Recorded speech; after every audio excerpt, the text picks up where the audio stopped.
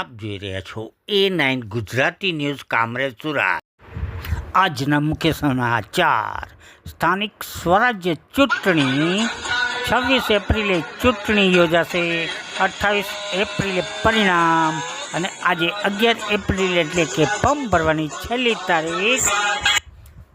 નવા ગામ એક તાલુકા પંચાયતના ઉમેદવાર જનતાની સેવા માટે તૈયાર થઈ ગયા છે તેવા કૌશલભાઈ પટેલ ભાજપમાંથી ઉમેદવારી નોંધાવી રહ્યા છે।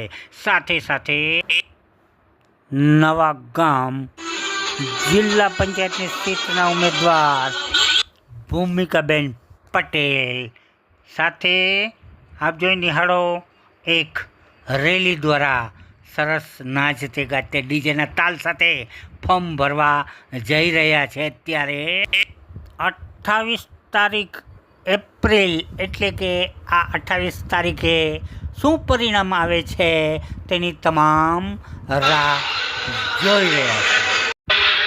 ચેનલને લાઈક કરો, શેર કરો, સબસ્ક્રાઈબ કરો અને તાજા નવા સમાચાર જોવા માટે અમારી ચેનલને સબસ્ક્રાઈબ કરો।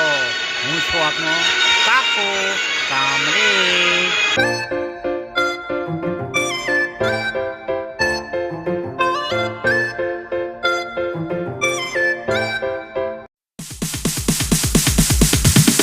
Sorry, it's DJ.